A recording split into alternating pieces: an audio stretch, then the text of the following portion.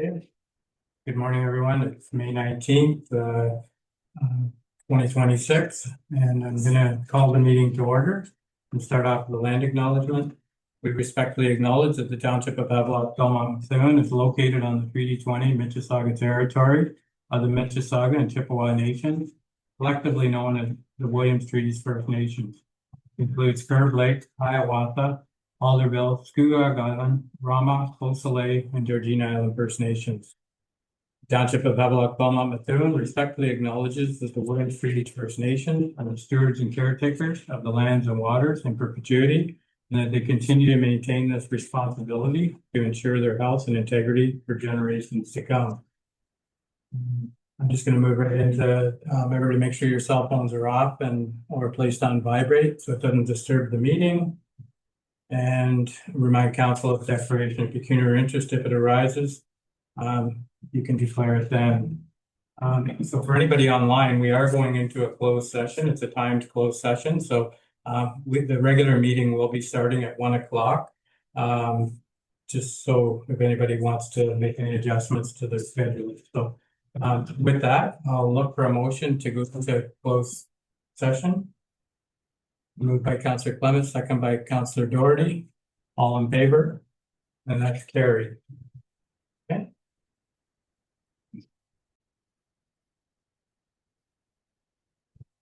Okay, motion to resume the public meeting.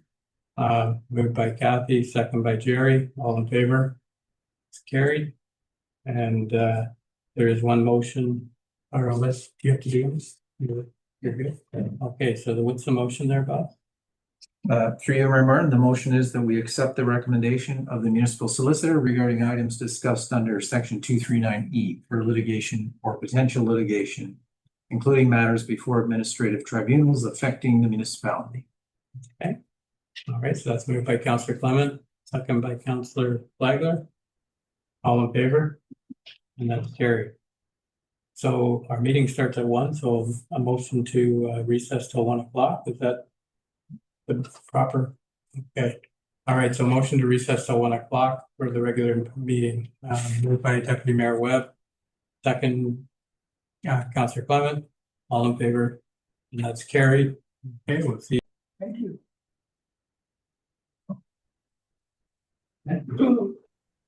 All right, then we're going to resume our meeting. I'll look for a motion to resume the open meeting. Moved by Councillor Doherty, second by Councillor Flagler. All in favor?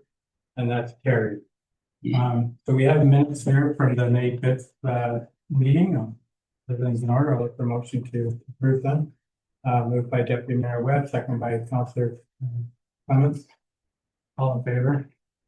Carried. Okay, so we have one scheduled delegation, and that's owner Buchanan with regards to food and craft sale, July 11th and August 22nd. So, Elmer, welcome. You want me to stand up or? Yeah, stand up there and talk. Stand here? No singing. I know you told me I had 5 minutes. I thought it was 10, but anyways. Okay. You've already got the details of why I'm here. We have proposal to have a wide open craft sale and food, emphasis on food. It's not going to be just farmers market. Some of you will know that with the farmers markets, we get criticized and sometimes you get blowback that there are craft people in town that would like to come to the market but can't, or we don't let them in. Some of that, all of that's true at times. So we decided to do a sort of a special couple of markets in the summer. We'll open it up, all the craft people, yard sale, whatever people want to come, pay their $20.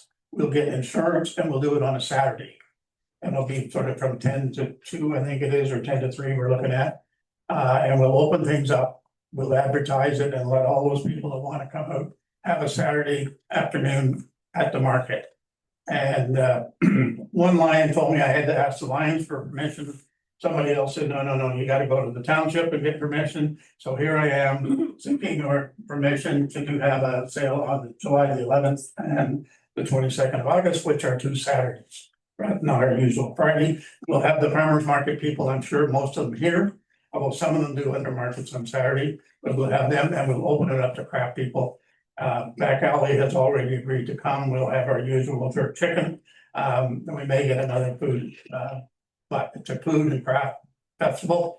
And hopefully it'll draw people, and we'll advertise and try to make it an event for Saturday in the summertime here. Yeah, so that's good. It should be, it's nice that you're keeping it away from the farmer's market. A lot of people don't realize that the percentages of how many farmers compared to how many other vendors you can have. Yeah. This will be a totally different thing, so. Like, we're not even using the word farmer's market. We did, food inspector from the health unit showed up, they didn't get all excited. Because it's them that decide, not us or not the government per se, it's the health unit. And farmers have to sell food. I can't even come as an alpaca farmer and sell product because as far as the health unit is concerned, I'm not a farmer. So anyways, that's the way it works. So we're opening it up. Hopefully it'll be good for the town and for craft people here in town. So we'd be looking to move a motion that we I'll move this that. happen, so. Moved by Deputy Mayor Webb, second by Councillor Doherty. All in favor? And that's carried, so. Thank you very much. Hey, you kept it under 5 minutes. The first. Hi, Omar. All yours. Okay, so next on the agenda is public meeting for zoning bylaw amendment, so I'll look for motion to move into the public meeting. Moved by Deputy Mayor Webb, second by Councillor Doherty, all in favor, and that's carried.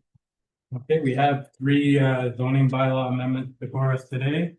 And I have one, the remarks here will go for all 3 of them instead of reading it all 3 times. So this is a statutory meeting held under section 39 of the Planning Act. Any person may attend the public meeting and or make verbal or written representation either in support or in opposition of the proposed zoning bylaw amendment. Please keep your video off or microphone muted during the meeting until the chair invites comments regarding the planning matter. If a person or public body does not make an oral submission at the public meeting or make written submissions to the Township of Havelock-Belmont-Methuen before the proposed zoning bylaw is passed, the person or public body is not entitled to appeal the decision of the Council of the Corporation of the Township of Havelock-Belmont-Methuen to the Ontario Land Tribunal.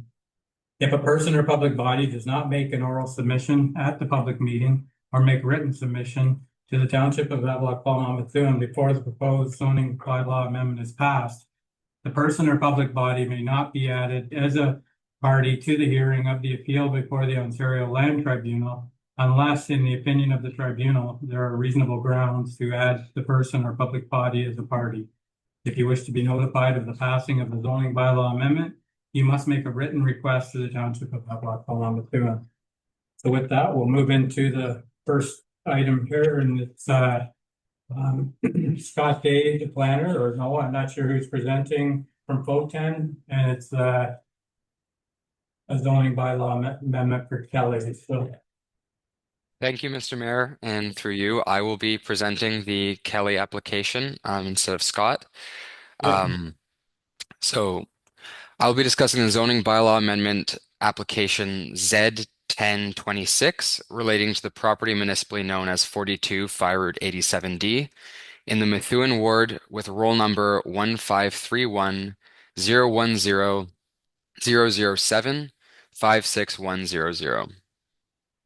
The purpose of this application is to amend the Township of Havelock-Belmont-Methuen zoning bylaw to permit the demolition and redevelopment of an existing single detached vacation dwelling and accessory buildings on the site with a new, permanently occupied single attached dwelling with an attached garage, attached deck, and a detached garage.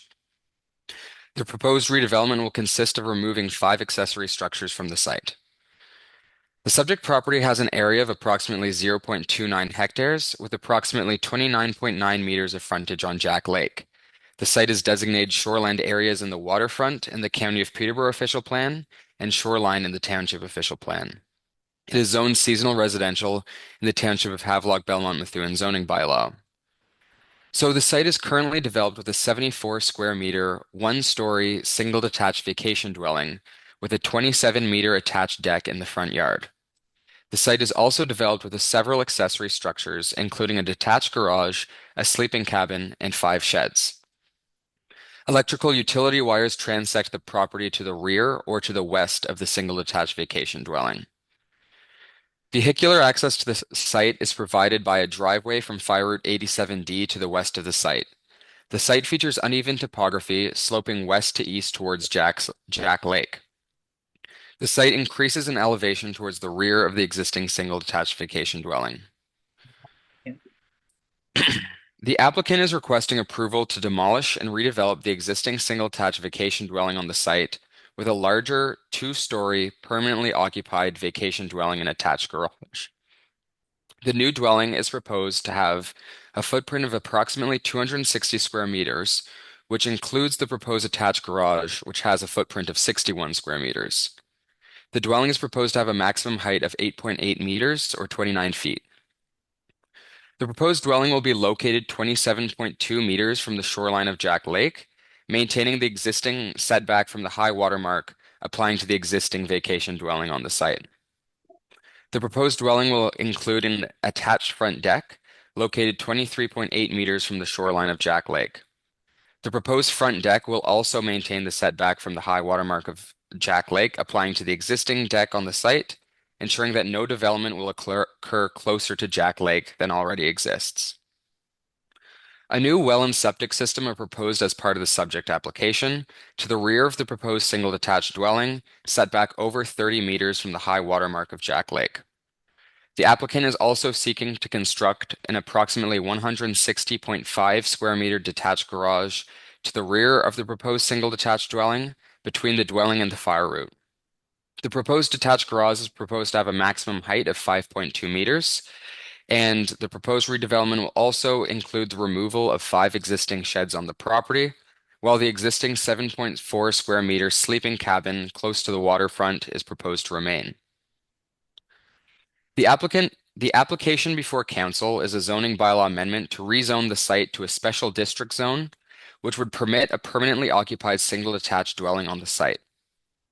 The requested zoning bylaw amendment will also permit a 27.2 meter setback from the high watermark of Jack Lake for the proposed single detached dwelling, and to permit a 23.8 meter setback from the high water of Jack Lake for the proposed attached garage, where 30 meters is required. Sorry, for the proposed attached deck, that is.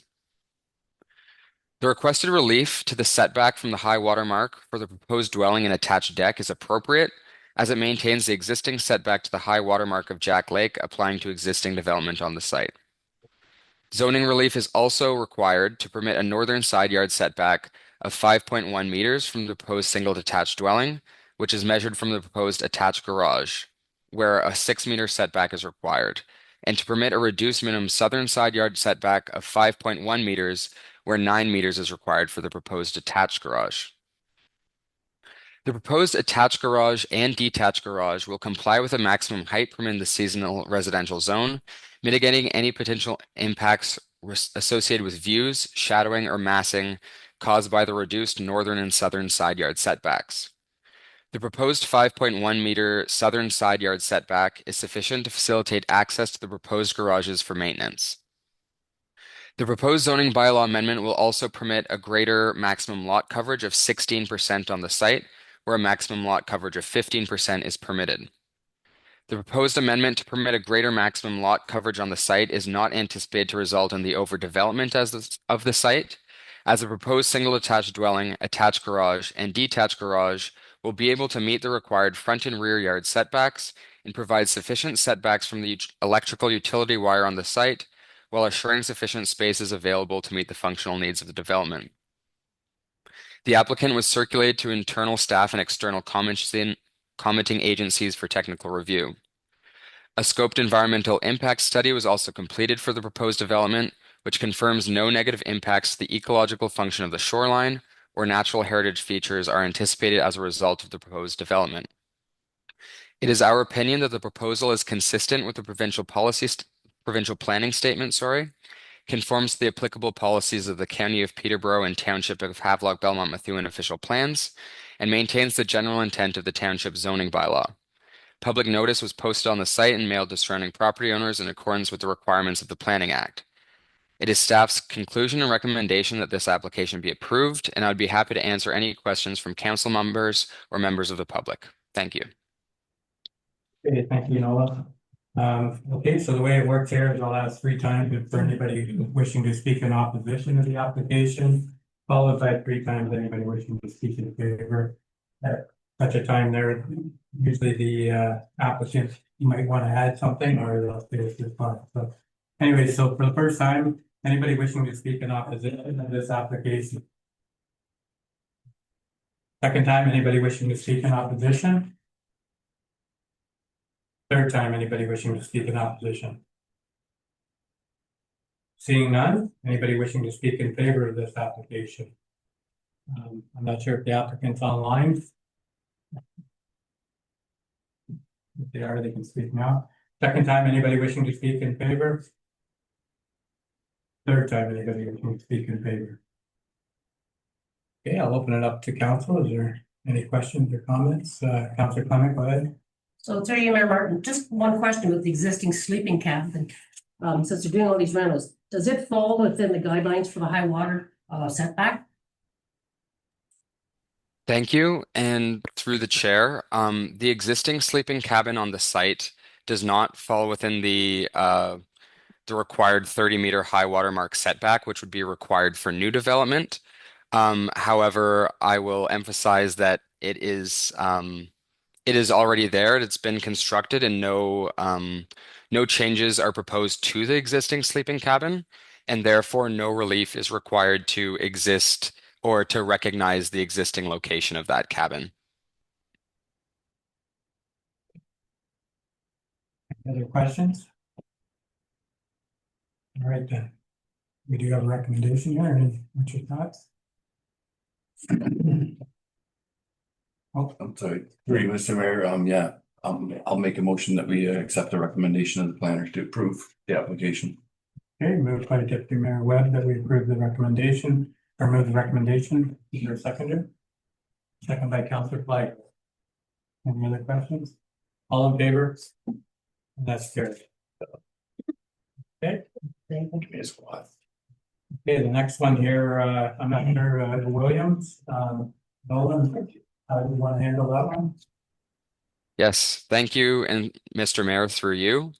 I will be discussing the zoning bylaw amendment application Z0926 relating to the property municipally known as 47 Fire Route 44 in the Belmont Ward with roll number 153101000420200. The purpose of this application is to amend the Township of Havelock-Belmont-Methuen zoning bylaw to permit the demolition of an existing single detached vacation dwelling to be replaced with a larger single detached vacation dwelling and attached decks no closer to the shoreline of Round Lake than currently exists. Relief was initially sought to permit a reduced setback from the high water mark of Round Lake for the proposed vacation dwelling and its attached decks, to permit a reduced front yard setback for the proposed front deck, to permit a reduced northern side yard setback to the dwelling and its attached decks, and to permit a reduced rear yard setback for the dwelling. A new septic system is required to support the development, and therefore a septic holding tank is proposed. The location of the proposed holding tank was initially proposed to be located over 30 meters from the high water mark of Round Lake, although updated review has required that alternate locations be assessed. Notice of complete application and a public meeting to consider the proposed zoning bylaw amendment was provided in accordance with Section 34 of the Act on April 28th, 2026. The notice of a public meeting outlines specific required relief from the zoning bylaw with respect to the proposed development as depicted on the existing and proposed site plan dated April 23rd, 2026, and attached to this agenda. On May 7th, 2026, the applicant's septic design and permit coordinator confirmed that the proposed single detached vacation dwelling is required to be built further south than was initially proposed on the site plan dated April 23rd, 2026. The relocation is required to ensure that there is sufficient space to accommodate the required separation distance between the proposed vacation dwelling and the proposed septic holding tank. Township staff have requested that an updated site plan to show the revised location of this vacation dwelling to confirm the minimum setbacks are met between the proposed dwelling and the proposed septic holding tank, and to ensure that all applicable provisions of the zoning bylaw are reviewed accordingly with respect to the new dwelling location. An updated site plan will also be required to confirm that the proposed dwelling will not encroach further towards the high water mark of Round Lake than the existing vacation dwelling, and that accurate relief from the zoning bylaw is requested with respect to the proposed yard setbacks for the dwelling and attached decks. Township staff are also requesting confirmation as to whether additional relief from the zoning bylaw will be required to support the location of the septic less than 30 meters from the high water mark, should it be necessary. Based on the required changes related to the location of the septic holding tank, planning staff do not currently have sufficient information to evaluate the proposal for consistency with the provincial planning statement or conformity with the township official plan and zoning bylaw, and therefore are unable to provide a recommendation for the approval or denial of the application at this time. To ensure the township's recommendation appropriately addresses potential risks related to setbacks between development and the high water mark of Round Lake, it is recommended that the application be deferred. Township staff are requesting an updated site plan be submitted showing the updated location of the single detached vacation dwelling and septic holding tank. The revised site plan will allow staff to review the updated location of the development to determine if any changes to the relief requested to the zoning bylaw are necessary, and to ensure that accurate notice can be provided in accordance with the Planning Act should any changes to the requested relief be required. Thank you, and I'd be happy to answer any questions from council members or members of the public. Okay, thank you. So at this one here, do we still go through the process of the opposition in favor, followed by a deferral, or just defer it? I don't know what the process is. Through you, Mr. Mayor, I may defer to Alicia on that question. Yeah. Yes. Okay, sorry. Through you, Mr. Mayor, can everybody see and or hear me? Yep. Great. Thank you. I was just hoping you could repeat the question for me if you don't mind. Well, I was just talking to the deputy mayor. I guess we can just ask if there's any comments from the public, and then we'll just look for a motion to defer it. That sounds good to me. Through you, Mr. Mayor, I would also say that you know, as long as Mr. Angione doesn't have any other recommendations, you could always discuss, as well as my understanding too. So should there be any discussion amongst council, or ask us questions too. Okay, so is there any questions from the public at all with regards to this? Go ahead. Good afternoon. I'm the property owner of 47 Road 44.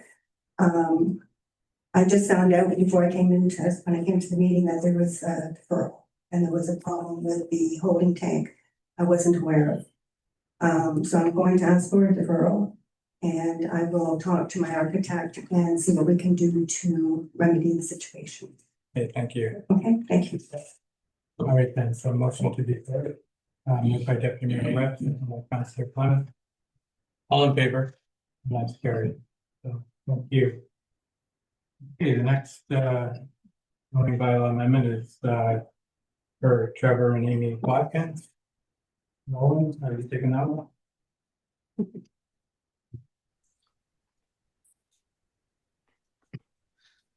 Good afternoon, Mayor Martin, council, and members of the public in attendance.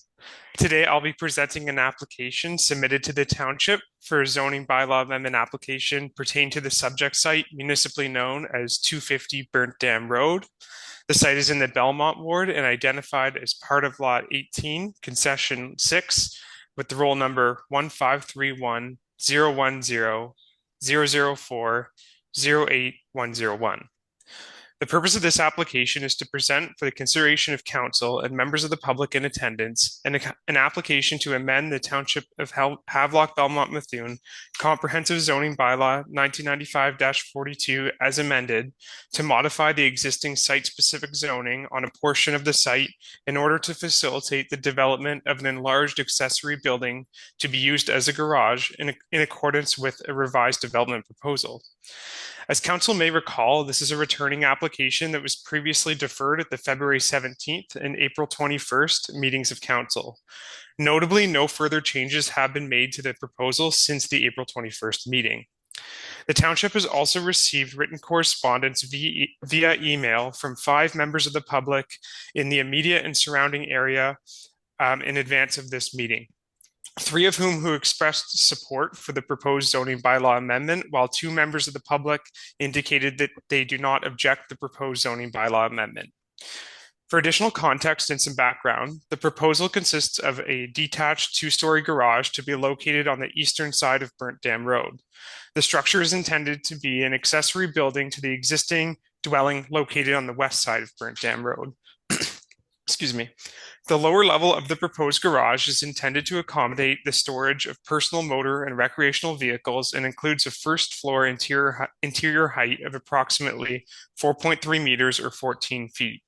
The upper level is intended to provide approximately 2.5 meters or about 8 feet of interior height and will be used for household storage associated with the dwelling on the west side of Burnt Dam Road. The proposed zoning bylaw amendment would permit an accessory building with a maximum floor area of 480 square meters and a maximum building height of 9 meters.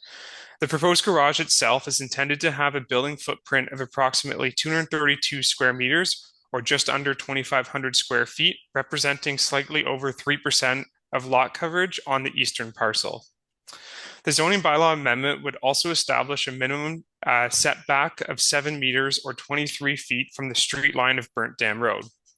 This is notably increased from the original setback of 3.5 meters or 11.5 feet, which was proposed at the February 17th meeting of council. The revised 7-meter setback is consistent with the existing pattern of development along Burnt Dam Road, particularly along the developed western side where a number of accessory buildings are located in proximity to Burnt Dam Road. At the February 17th meeting of council, comments and concerns were raised by both members of council and the public regarding the size of the proposed garage in location, relative to the proposed 3.5 meter setback from Burnt Dam Road. As a result, the application was deferred and the applicant subsequently worked with township staff and the Crow Valley Conservation Authority to revise the location of the proposed garage on the eastern parcel. The revised location shifts the proposed garage further south and east, increasing the setback from Burnt Dam Road to 7 meters, effectively doubling the setback which was originally proposed. This revised location represents the furthest practical setback from Burnt Dam Road due to topographical constraints and CVCA regulated areas on the site. The revised siting also continues to maintain practical vehicular access and positions the structure at a lower elevation, thereby reducing potential visibility from Round Lake. This revised proposal was subsequently brought forward to the April 21st meeting of council for reconsideration. At that meeting, additional public comments were received expressing concerns regarding the size of the proposed garage and the public notification provided. In response, courtesy notices were circulated to surrounding property owners in advance of this meeting. The application is now being brought forward for reconsideration and decision. Notably, additional public notice has been circulated in advance of this meeting. The proposal remains unchanged from the version considered at the April 21st meeting. It remains the opinion of the township's planning consultants that the proposal before council today appropriately addresses the concerns raised at the February 17th and April 21st meetings of council, while maintaining the intended functionality of the proposed garage. The proposal continues to be consistent with the provincial planning statement and conforms to the applicable policies of the county and township official plans. Accordingly, the application is recommended for approval by the township's planning consultants. Thank you, and I would now be pleased to respond to any questions from council and or members of the public in attendance. Thank you. Okay, thank you, Scott. Okay, so for the first time here, is anybody wishing to speak in opposition of this application?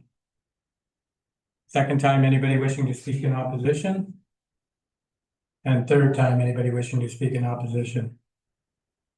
Seeing none, anybody wishing to speak in favor of this application? I know the applicant's here. Everything sounded okay? Everything sounded great. Thank you, Okay. Mr. Mayor. All right then. Second time, anybody wishing to speak in favor? And third time, anybody wishing to speak in favor? Okay, then I'll open up to council. What's your thoughts here? Yep. Mayor Martin, seeing that I was one of the ones that had some questions or concerns at the last meeting, in this report, and then reviewing the file a little closer, going out and looking at the property, I think most of my questions, if not all, have been answered to this point, so I'd be willing to make a motion to approve this recommendation. Okay, so it's moved by the deputy mayor, second by Councillor Doherty. Any other questions? All in favor? And that's carried. So that's approved. So with that, I'll be looking for a motion here to move out of the public meeting. And okay, that's moved by Councillor Clement, second by Deputy Mayor Webb. All in favor, and that's carried. Now I'll look for a motion to move into committee adjustment with the deputy mayor and the chair. So, Dr. Clement, Councillor Flagler, all in favor, carried. Okay, take it. Thank you, Mayor Martin and members of the Committee of Adjustment. I'll call this public meeting to order and remind the members of the committee of the requirement to disclose any pecuniary interest or general nature thereof if the occasion arises. This public meeting will be held under Section 45 of the Planning Act and its regulations. We have 4 minor variance reports today, so we'll have our planning consultant, I guess Nolan, start off with the first 2. So number 1 would be Tucker. Nolan. Thank you. And through the chair, I will be discussing the minor variance application A0526 relating to the property municipally known as 331 Mile of Memories Road in that Belmont Ward with roll number 15310103003200300. The applicants are requesting relief from sections 4.1 and 6.2.6 of the Township of Havelock-Belmont-Methuen zoning bylaw through a minor variance application to permit the construction of a detached garage to the rear of an existing residential dwelling and to recognize the location of an existing non-complying front deck. The subject site is located on the east side of Mile of Memories Road with approximately 35.7 meters of frontage on Mile of Memories Road. The subject site has an area of approximately 0.3 hectares. I will note that the GIS mapping of the property depicted in Appendix C to the recommendation report does not accurately show the site's lot fabric. A previous lot addition application B2525 was approved on May 20th of 2025 to add approximately 0.23 hectares to the property at 331 Mile of Memories Road, and the available GIS mapping does not include this portion of lands added through application B2525. The subject site is currently developed with a 2-story single detached dwelling and 2 sheds. The existing dwelling is currently serviced by a well and septic system. The purpose of this application is to permit the construction of an approximately 297.3 square meter detached garage to the rear of the existing residential dwelling. The proposed garage will have a maximum height of 6.1 meters to the midpoint of the roof, with a height of 7.3 meters to the peak of the roof. The proposed detached garage will not connect to the existing well or septic system on site. Relief is requested to permit a maximum height of 6.1 meters for the detached garage, which exceeds the maximum height of 4.5 meters permitted for accessory buildings to residential uses in the rural zone. The intent of maximum height provisions for accessory buildings is to ensure that compatibility between accessory buildings and neighboring properties are maintained. As the proposed garage is located to the rear of the site and is set back over 8 meters from the southern side lot line and 22.5 meters from the rear lot line, the proposed building height is not anticipated to create a negative visual impact for surrounding properties. Relief is also required to permit an increased total maximum lot coverage and an increased total lot coverage for all accessory buildings and structures to permit the proposed development. The proposed variance to maximum lot coverage and maximum lot coverage for accessory buildings is minor, representing an increase from 15% to 16% for all buildings and structures on the site, and from 8% to 9.5% lot coverage for accessory buildings on the site. The intent of lot coverage provisions is to prevent the overdevelopment of lots. The requested relief is modest and is not anticipated to result in the overdevelopment of the site, as the proposed garage will comply with all required setbacks and will enhance the functionality of the site for recreational purposes. Relief is requested to permit a reduced minimum front yard setback for the existing deck attached to the single detached dwelling, The proposed variance would permit a front yard setback of 14.4 meters for the existing deck, where a minimum front yard setback of 15 meters is permitted. No changes are proposed to the existing deck through the subject application, and the proposed relief is being sought to recognize the existing location of the deck. As no expansion to the existing deck is proposed and the relief sought is minimal, the impacting the impact resulting from the proposed variance is minor. The site features a portion of unevaluated wetland to the north of the proposed detached garage. The Crow Valley Conservation Authority has reviewed the proposed development application and has confirmed with township staff by email correspondence that the proposed garage is located outside of the 30-meter wetland setback and does not require a permit from the CVCA. The development is intended to comply with all other applicable provisions of the zoning bylaw. Staff's opinion is that the subject minor variance application maintains the general intent and purpose of the Township of Havelock-Belmont-Methuen official plan and zoning bylaw, is desirable for the appropriate development of the land, and is minor in nature. As this application meets the 4 tests of minor variance and is consistent with the provincial planning statement, it is the recommendation of this report that this application be approved. Thank you, and I'd be happy to answer any questions from council members or members of the public. Thank you very much, Nolan. Is the applicant or their agent present or online with us today? Not hearing anyone. Is there anyone present or online today wishing to speak in opposition of this application? Second time, anyone wishing to speak in opposition? Third and final time, anyone present or online wishing to speak in opposition of this application? Is there anyone present or online wishing to speak in favor of the application? Second time, anyone in favor? Third and final time, anyone in favor of this application? Not hear any comments or questions, committee. I'll open it up to you for comments, questions, or a motion. Mayor Martin. Okay, yeah, I'll make a motion that application A0526 be approved with the conditions. So we have a motion from Mayor Martin. Do I have a seconder for the motion?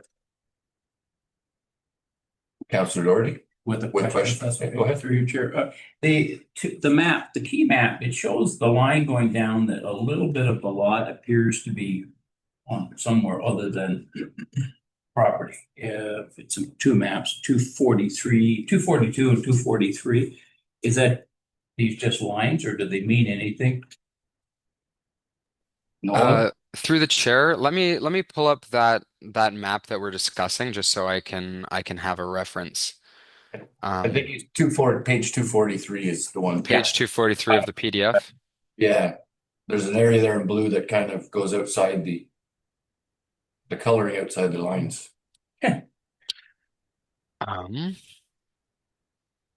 My apologies. It's just taking me a second to pull this up. No problem.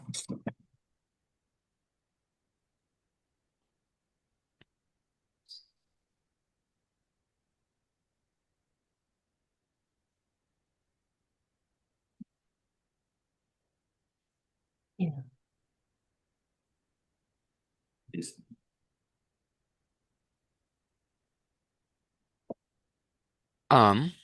Okay, I see the key map that we're discussing. So through the chair, I believe that this is likely a result of the GIS for this property not being up to date. I can see what you're referring to where the selected kind of blue property looks like it encroaches onto the other property, which would not be accurate.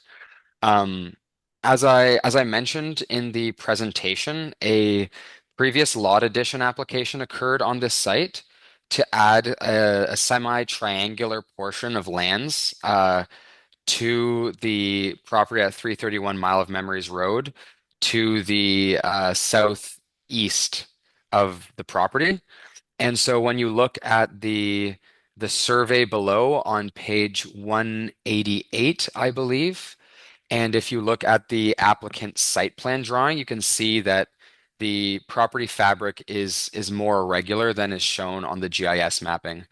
So I believe that GIS mapping is just simply not been updated to reflect the current lot fabric.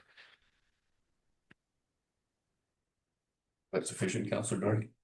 What's that mean? If it happens later to be outside, what does that mean? GIS has no effect legally, or are we dealing from the survey then? Yes, and through the chair, the GIS mapping would have no sort of like legal weight. And I can also confirm that the detached garage is proposed entirely within the, legally surveyed property. So there isn't anticipated to be any issues with structures encroaching onto neighboring properties. The proposed detached garage has a more than adequate setback from the lot lines with neighboring properties.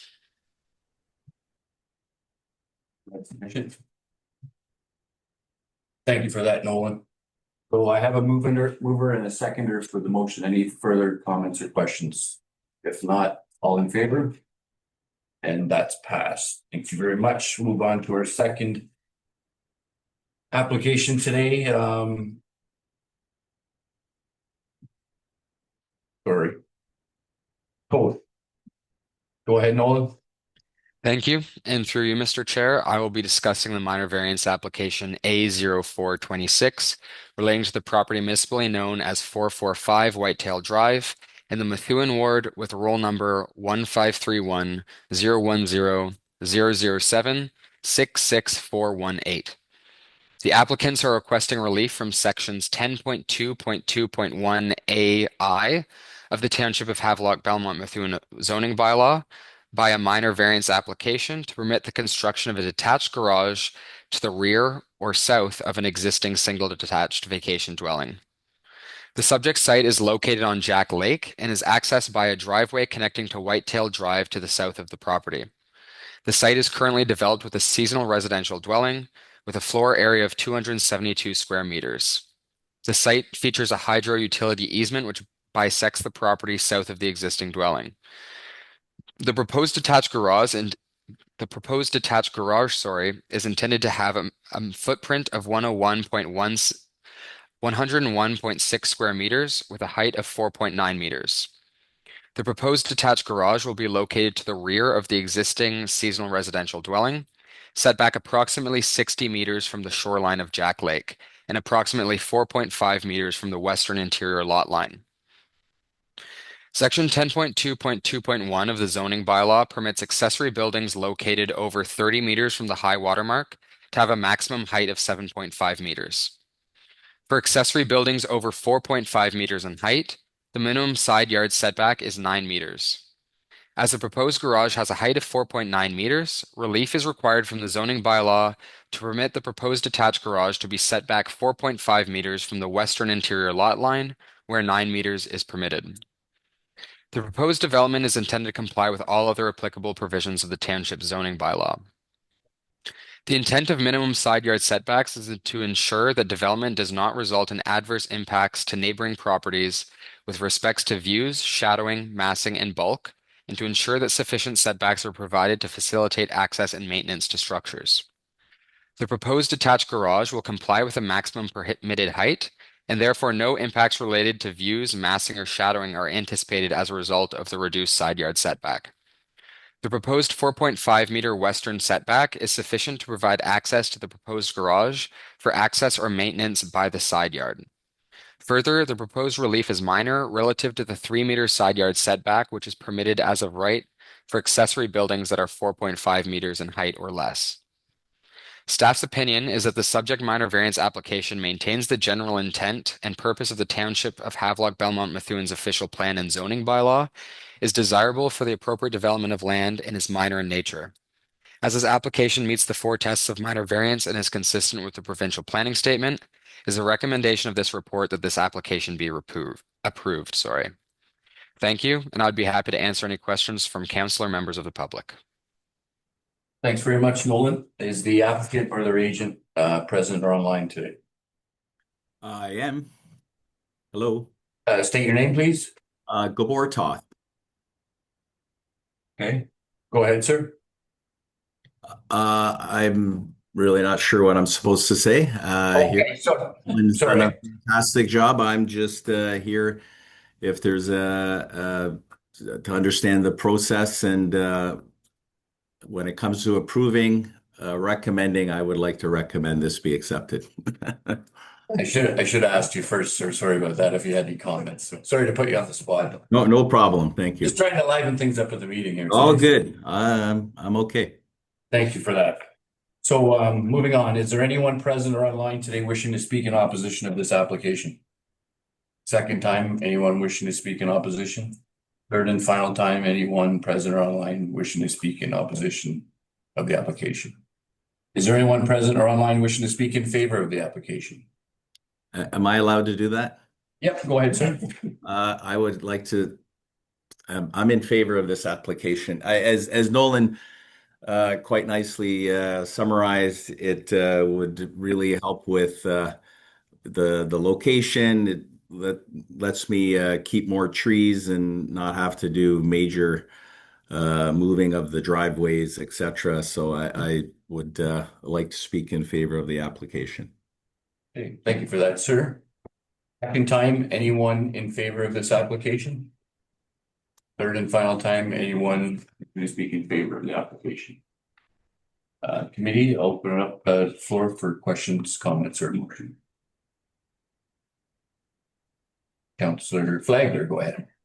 Yes, through you, Mayor Martin, I'd like to recommend that we approve or whatever the technical terms are. Approve the recommendation of the plan? Thank you. Okay. I have a mover from Councillor Flagler. Do I have a seconder for the motion? Councillor Clement. Sorry. Seconders, any comments or questions now that we have a mover and a seconder? No, all in favor? And that's passed. Thank you. I must have missed it all, did I? Yeah. Thank you so much. Thank you, sir. Moving on to report number 3. Denzel and Weersink. Hope I said that right. And I believe it's being presented by Scott. Yes, that's correct. And good afternoon, Mr. Chair, and through you. The next minor variance application being presented today is file number A0326. This application was submitted by Holly Richards Conley on behalf of property owners Susan Denzel and Robert Wersink. The subject site is municipally known as 510 Fire Route 93A.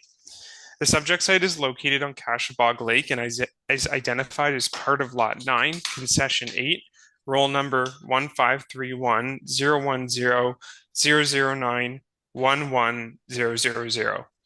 The subject site is approximately 5,400 square meters, or about 1.3 acres in area, and is designated shoreland areas in the waterfront in the County of Peterborough official plan and shoreline in the township's official plan. The subject site is zoned seasonal residential zone in the township zoning bylaw. The applicants are seeking to construct a one-story addition to the rear of the existing dwelling and install a septic system to service the enlarged dwelling. To facilitate this, the following variances are required.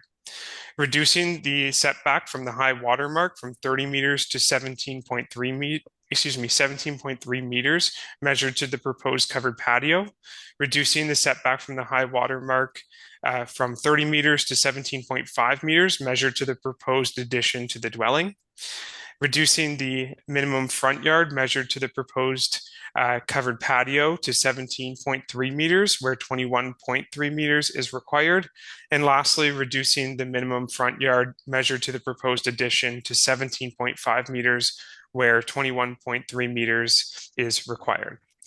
The subject site is currently developed with a one-story seasonal residential dwelling with a floor area of approximately 49 square meters, or about 520 square feet, representing an existing lot coverage of approximately 1%. The dwelling is set back approximately 11 meters from the high water mark of Cashabog Lake, and the dwelling is not currently serviced by a septic system. The site also contains 2 accessory buildings located to the south and east of the existing dwelling, consisting of a tool shed and a bunkie. The site is accessed by a gravel driveway that connects to Fire Route 93A. The proposed addition will include a covered patio and habitable space with a total area of approximately 29 square meters, or about 314 square feet. This will increase the footprint of the dwelling from approximately 49 square meters or about 523 square feet to 78 square meters, or about 837 square feet, and increase the lot coverage of the dwelling from 1% to 1.4%. The height of the addition will be consistent with the existing dwelling and compliant with the zoning bylaw. The addition is intended to accommodate the installation of a bathroom and laundry facilities, as well as an additional bedroom. As a result, a septic system is proposed to service the dwelling, which will be located approximately 34.5 meters, or about 113 feet from the high water mark of Cashabog Lake. The proposed addition is located to the rear or south of the existing dwelling and will not be located further from the high water mark of Cashabog Lake than the existing dwelling. In addition, its placement is not anticipated to result in significant visual impacts and is intended to maintain the character of the surrounding shoreline area.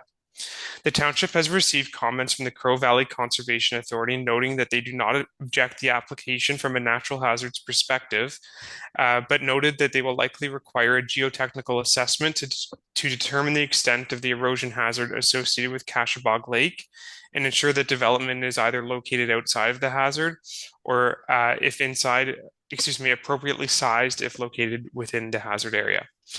As such, it is the opinion of the township's planning consultants that the application meets the 4 tests for a minor variance and is consistent with the applicable policies of the provincial planning statement. Thank you for your attention, and I would now be pleased to respond to any questions from members of the committee and the public in attendance. Thank you. Thank you very much, Scott. Is the applicant or their agent present with us today? Hi, I'm the owner. State your name, please. It's Susan Denzel. Anything further to add, Mrs. Denzel? No, just in favor of the application. Okay, thank you very much. Move on. Is there anyone present or online today wishing to speak in opposition of the application? Second time, anyone in opposition? Third and final time, anyone wishing to speak in opposition of the application? Anyone present or online wishing to speak in favor of the application? Second time, anyone in favor? Third and final time, anyone in favor of the application? Open up to the committee. Councilor Doherty, go ahead.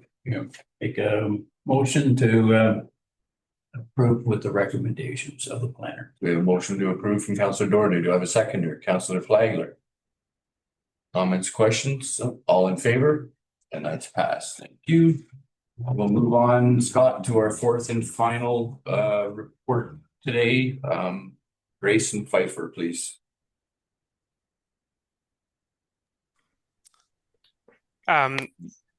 Yeah, good afternoon again, Mr. Chair, and thank you. And through you, the final minor variance application being presented today is file number A0226. This application was submitted by Riley Martins on behalf of property owners Tim Grace and Judy Pfeiffer. The subject site is municipally known as 1024 Fire Route 89. The site is located on Jack Lake and is identified as part of Lot 10, Concession 9, and has the roll number 1531 010 007 65400. The site is approximately 4,300 square meters, or slightly over an acre in area, and is designated shoreland areas in the waterfront in the County of Peterborough official plan and shoreline in the township's official plan. The site is zoned seasonal residential zone in the township's zoning bylaw. The applicants are proposing to construct an addition on the northern side of the existing dwelling to be developed as a seasonal screened-in room. To facilitate this, the following variances are required. Reducing the setback from the high water mark to 9.5 meters measured to the proposed screened-in room, where 30 meters is required.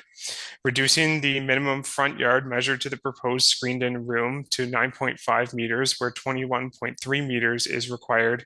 And lastly, reducing the minimum side yard measured from the northern side lot line to the proposed screened-in room to 2.8 meters, where 6 meters is required.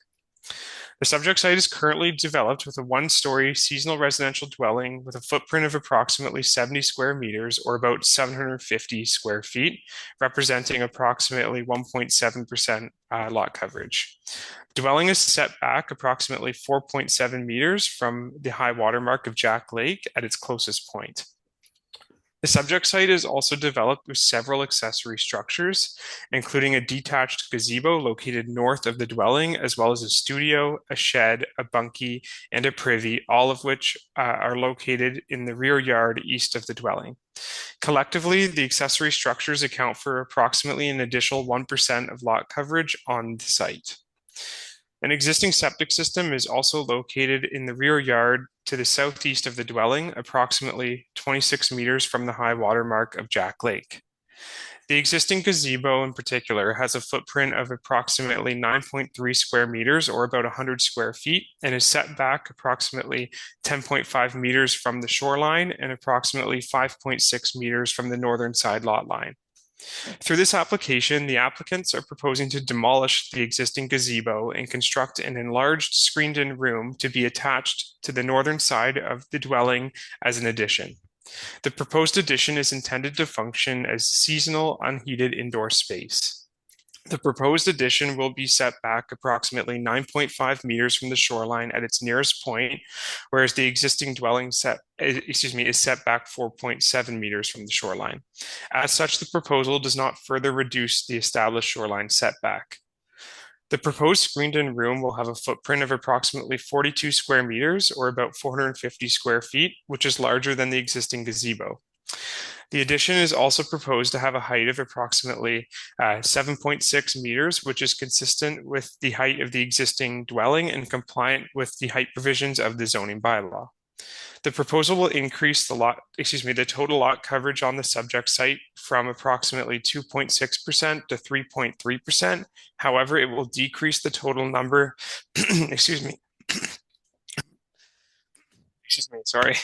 will decrease the total number of accessory structures on the subject site. The proposed screened-in room is not intended to contain plumbing fixtures or be a heated space.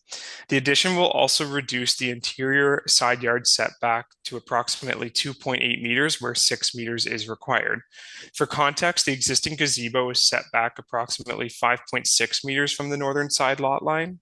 While the proposed addition represents a further reduction to the side yard setback, the addition is intended to function as ancillary seasonal space associated with the dwelling. Although the addition is not classified as an accessory structure, the reduced setback is generally consistent with the 3-meter side yard setback required for accessory structures under the zoning bylaw.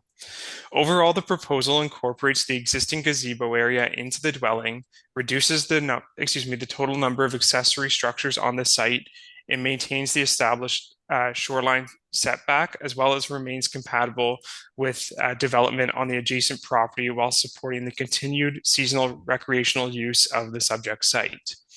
As such, it is the opinion of the township's planning consultants that the application meets the 4 tests for a minor variance and is consistent with the applicable policies of the provincial planning statement.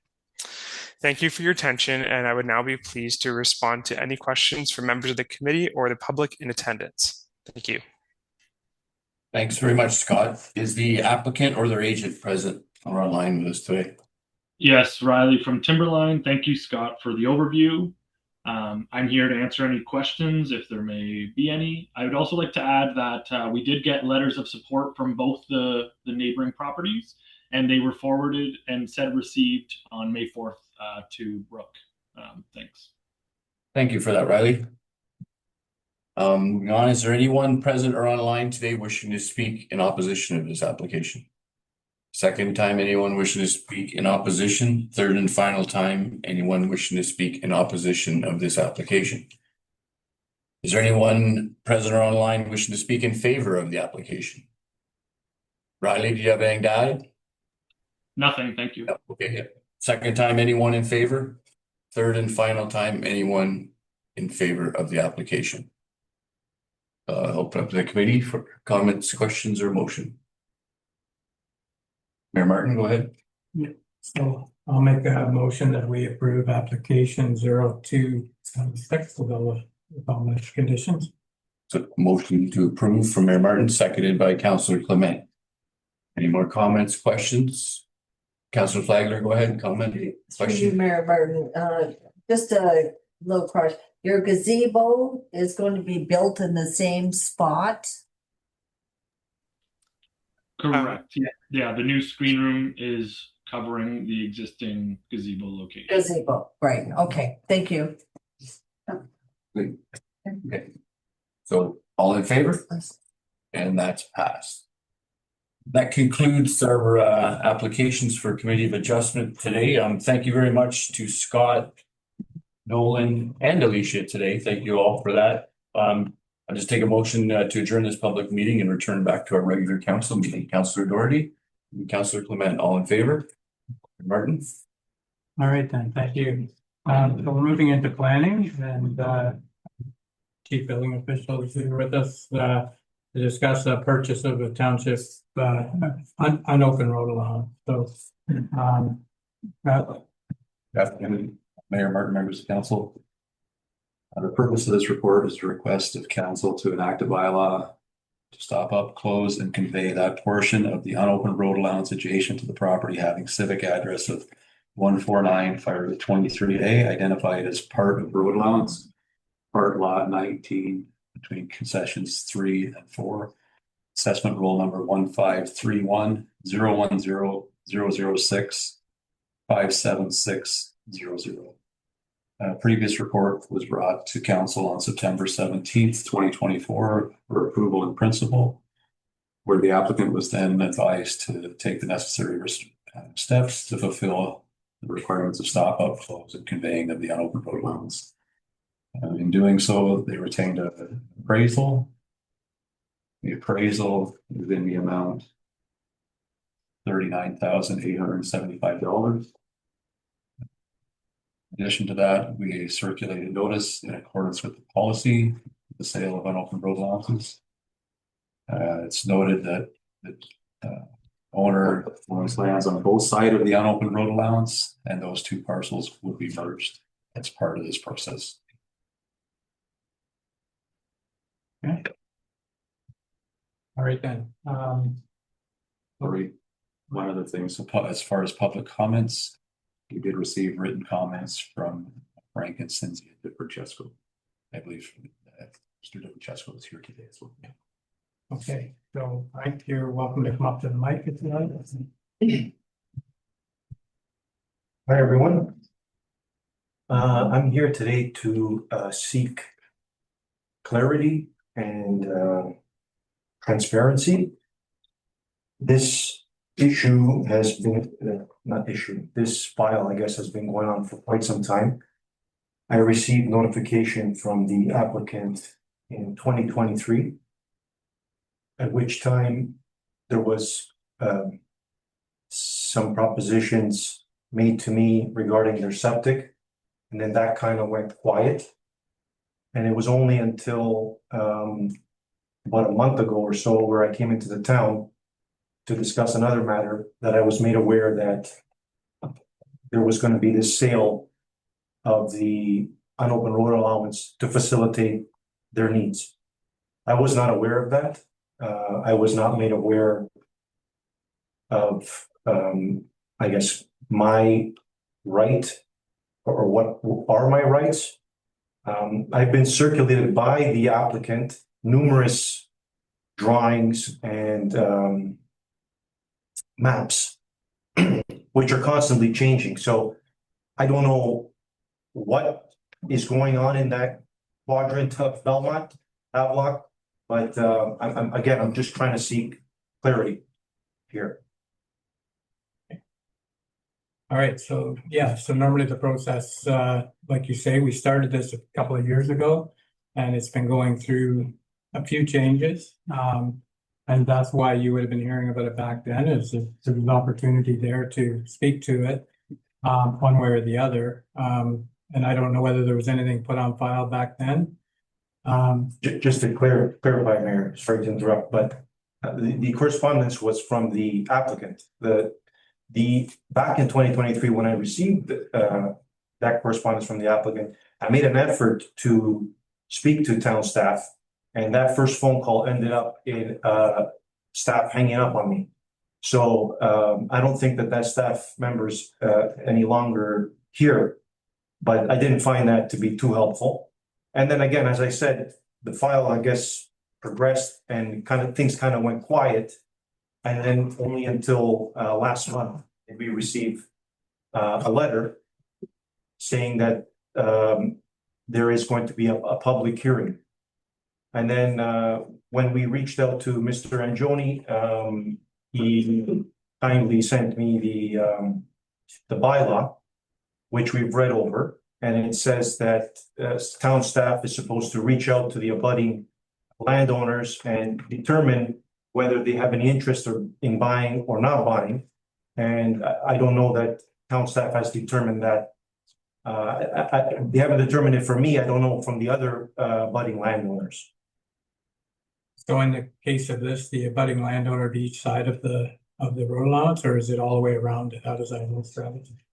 The way our policy is written now, it speaks to the abutting landowners that would have an interest in the land. So in this case, the front portion is owned by the applicant on both sides.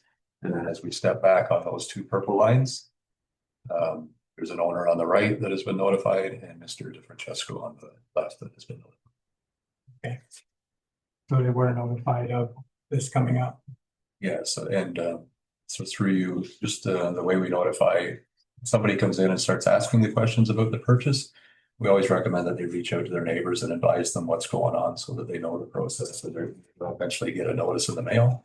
So once we get the complete application, we would provide the notice as we did to the abutting landowners and post on site. And then it gives them 30 days to contact the office with questions. Okay. So Mayor, the bylaw that was given to me by Mr. Angioni states the municipal staff will contact the abutting property owners to determine that they either wish to purchase or do not wish to purchase their portion of the allowance. So I don't think that just merely circulating the public notice is determining whether the abutting landowners want to purchase it or not. Another layer to add to this application, which I don't see it on this map, and I didn't really get it circulated from any town staff. It was given to me by the applicant, but it seems as though in order for the applicant as well as the last property owner on 23A, in order for them to get to their properties via road, they have to traverse over my land. So the fact that we are further developing this area is a bit concerning for me, considering that their only access, other than the water, is over my land. So there hasn't been any clarification from staff or the applicant as to what's going on there. And I think now would be a pertinent time before we start to sell off lands to clarify what is happening there. So when the process, like Travis said, when we do this, we do like everything else. We post things and we put them out there for people. We don't go door to door and say, hey, this is what we're thinking of doing. We post it for the people to speak to it. And I think we did that for this. It sounds like we did what we were supposed to do. You can never do enough. There's always something else you could do that might make the situation better. But we weren't hiding anything, or there was nothing going on here. And that's why I'm here. Like I said, first thing I said, I'm here to seek clarity and transparency. So just to make sure, because once the property is sold, then it's sold, right? Yeah. So when it comes to these stop up and closes, we're always leery. We want to make sure we do it right. And that's why this one's taken so long, because we want to make sure we've covered everything. It's now the part about going over your property as on this road. I'm not sure if we've touched on that yet or researched it, if there's any deeded access or what. But that's one thing we don't want to do, is shut somebody off from accessing their property. So that might be another thing that we have to look into here. I don't know whether you look at that, Travis. Through you, Mr. Mayor, if the sale of the portion of unopened road allowance was to deny anybody's access or take away anybody's access, we would not go through with the sale. In this case, the portion of land you're speaking to is north of that, with the fire road. Again, these are maps that the applicant has sent me, nothing that's come from staff So I don't know, I asked numerous times, are there any surveys? I was told that the surveys don't get, finalized until I guess the deals are finished and there's no sense in paying for surveys. However, if there is mapping showing that in order for the applicant and the property owner at the end of Fire Route 23 have to traverse my land to get to their properties, and now we are further developing that area always through my land, I think that should be a question that should be answered at this time, as opposed to, yeah, here's another chunk of land, and then we'll figure it out after. And that's what we don't want to do, but Councillor Clement, go ahead. So, all right, through you, Mayor Martin, so, your fire route, so when you purchased your property, was the fire route included in your survey? I don't use the fire route. However, my property comes down to where that is. But And does it, it was only until this, right, but does it show it in your, purchase, in your On your deed. in your, must have a survey, you must have a survey, did you, Frank, when you? a certain, no, the property is a pretty big size, so Okay. it's typically surveys are hard to come by on properties of that size. Okay, So the mapping that the owner sent me, the applicant, shows their parking area and Fire Route 23 going right through the bottom end of my property. So I don't know how we deal with this. However, I just want to make sure, because I don't want to be causing a problem for the applicant. They have issues that they want to rectify. The last thing I want to do is cause a problem for them. However, I have to make sure that I'm not liable, or, and I would think that before we start selling things, we should make 100% sure what is happening down there. Deputy Mayor I Webb? appreciate the comments, but I think that's kind of what we're doing here, Frank, and I get it, maybe moving forward, someday you can come in and sit down with Travis and Travis can explain to you what's going on, but this is what we've done here is kind of how we've done every other one. To the mayor's point, we've put this off for close to 3 months now from, we take these stop up enclosures very serious, because in the past, yeah, there have been issues where people haven't been notified, right? And you have to go back and correct it. And eventually that costs us through paying for a lawyer and other things like that. We're not looking to do that. Here, in terms of, I get the road, like, you're worried about future development, that will all be considered in terms of if there is applications for future development on other parts of that road. We consider that in terms of how many places are down there, the traffic, you know what I mean? Things like that. But the fact that you have that right of way through there, that's a right of way. So I mean, unless I'm wrong legally on that, people can get through there. So This is the thing. it's on your property. This is the thing, Deputy Mayor. This is why we have to figure out these answers today. We don't know the legal answer, and I don't either. Well, yeah, I guess. So maybe for today, Deputy Mayor Webb, we should defer this so we can look at the how they're transitioning in that road. That's just another piece of the investigation here to make sure it's not going to cause us problems. I understand. So for today, if we could defer this and look into the right of way there to make sure there is still a right of way and we're not going to take anything away. This has already been deferred once before. Yeah. And since the deferral, I was just emailed to me a copy of the bylaw. And then on Friday, 82-page document of all these reports. So these are my concerns. I would more than love to come in and speak to what is happening, how it's, to clarify everything.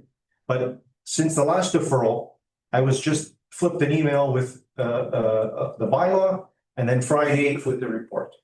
So now you're in the loop here, and we'll see what happens here on what council's thoughts are. But the suggestion is that we defer this and look into the right of way here, and it will come back again, and one way or the other. But By deferring it, it lets us make sure that we haven't missed something, so. Excuse me, may I speak? Just, who is that? I'm the applicant of the property of 149 Fire Route 23A. Okay, you weren't on the list here, but yeah, go ahead. You state your name and address. Ryan Sherritt. Okay. If you look at the map that's on the screen right now, that purple line, and then to the north is owned by John and Lori Deshane of 13.06 meters to Mr. Francesco's property line. Okay. The access into our cottage and the people to the east is through a fire route.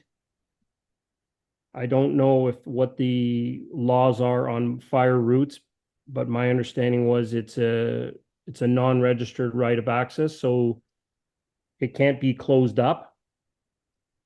I just wanted to give the information that Mr. Francesco's property does not come down to that purple line. It's north of that more, the 13.6, which is the top of the red line at where the proposed septic system is being, I guess, trying to be relocated. Okay, thank you. Yeah, we just got to make sure we follow through on this just to make sure everything is in order here. So, Councillor Doherty, go ahead. Mr. Mayor, I'm not sure of, Frank, what your problem is. First of all, we start off, is it the sale of the land that you're not getting informed on? That's number one, Okay. because Okay. Then number two is the fire road. Are you objecting to that? Not one. Like I'm understanding, I don't know what problems or vision or what information you haven't got that we are going to want to get in the follow-up. So I'm just trying to get concerned as to what is the problem? well, I purchased a piece of property, and because of this matter, I've been made aware that in order for these people to access their property, they're traversing my land. So this was all news to me. Sorry, I'm not understanding. How long has the fire road been there? I don't know. Well, I think Councilor Clemens said it was on your survey. So what I'm just trying to get my arms around it. Yeah, I'm yeah. not trying to be difficult or anything, but the road has been there for a while, I believe.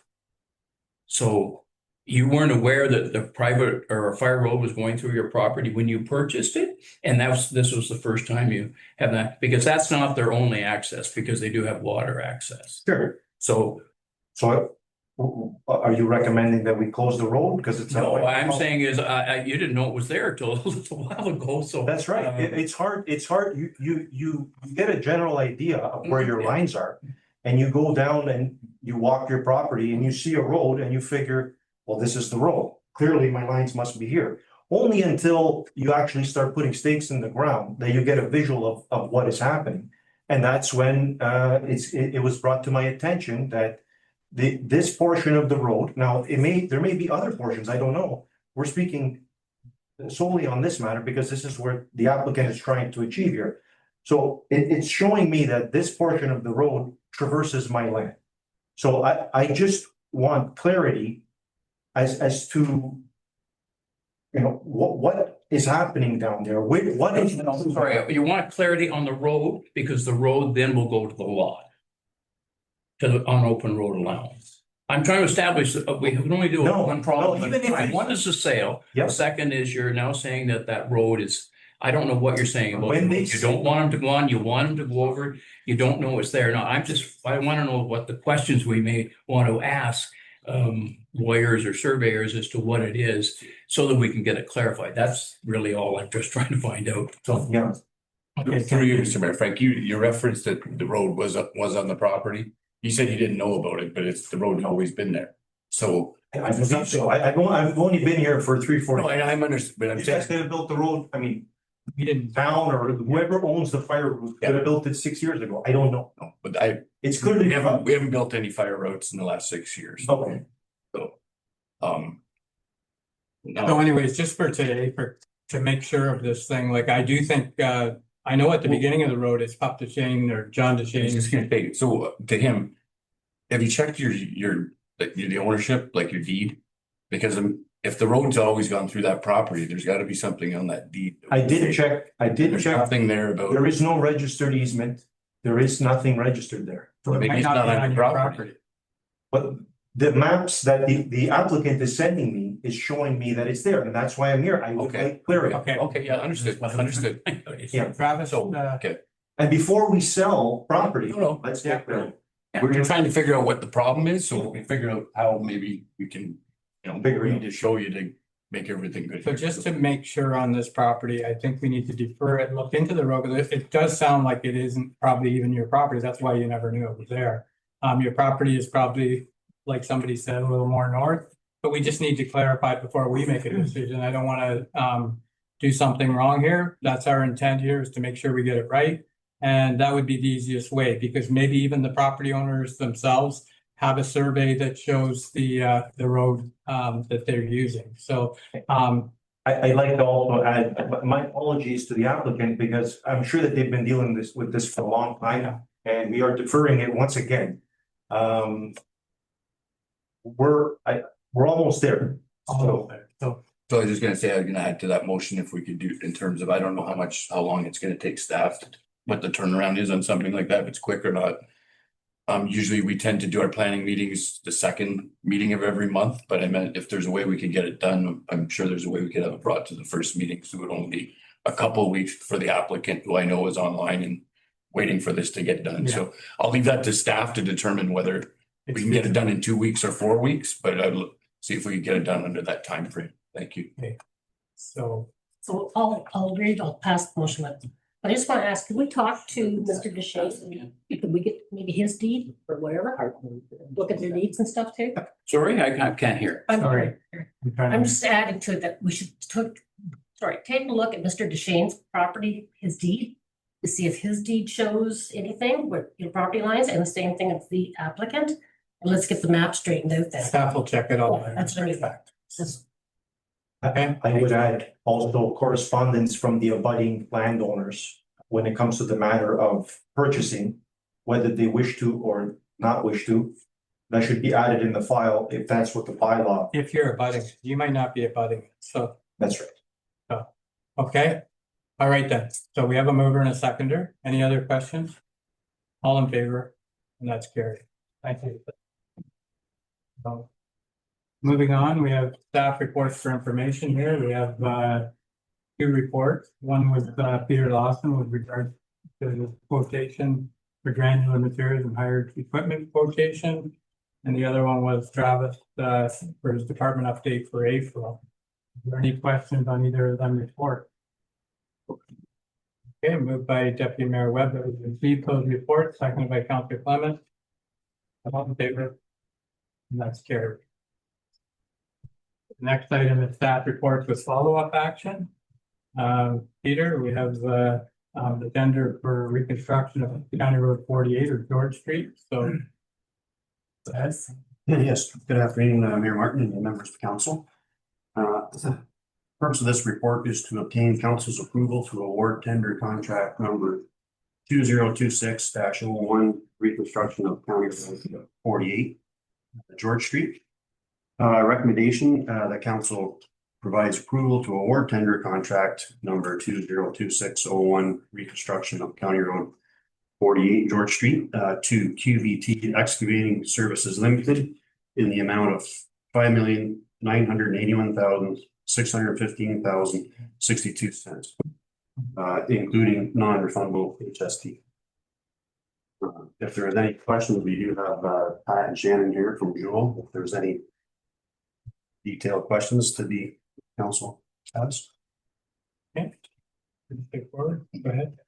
You know, Mr. Mayor, no, yeah, thank you.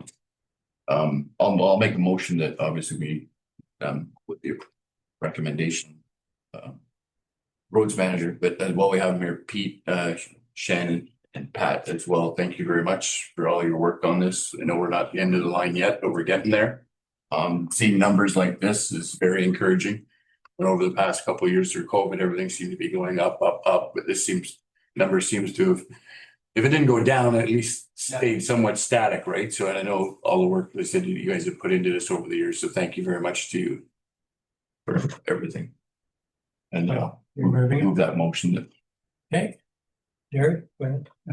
I don't want to discuss before a second, or what do you think? Yeah, I was gonna get a seconder. I thought that's what you were doing. So there's a seconder to this application or to this move or second by Councillor Clement. Go ahead. Mr. Mayor, we have some experience with George Street. All I'm don't know whether we can do it or not is let's make sure we have dates around it as to when they're starting, when they're doing each section. QBL got the contract now. They've done a very good job on the other part of posting on our social media of where they are all the time, which is great. This one, we got a little different problem. We have the school there. So it's all those things. I'm sure you've already thought about them. I know, but just a lot. We need information and we need lots of it and we need it timely when we do it. So that's otherwise. Okay, thanks. Okay. All right. So we have a mover and a seconder. All in favor of? And that's carried. Next, thank you, Peter. Okay, next is on with the conveyance of part 1387/34. Yes, through you. Again, there we go. Yes, through you, Mayor Martin, this matter refers to a land swap that occurred between Township and Marshall family back in the 1970s. Through the transfer of the property, it looks like part 13 was somehow omitted. And this is presenting to correct that problem. Okay, so the recommendations before you.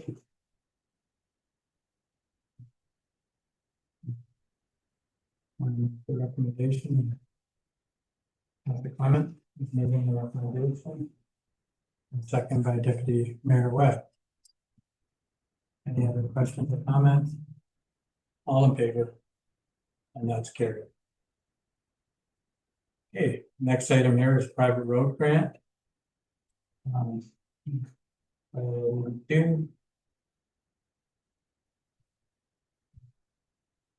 Your thoughts on that one? I'll make a motion to approve as I'm making the assumption it ticked all the boxes it appeared like to me. So Absolutely. Yeah, so moved by Councillor Doherty, second by Councillor Flagler. All in favor? That's carried. All right then. Next, we're moving into correspondence action items. The first item we have here is the Mayan Legion Service Recognition Book.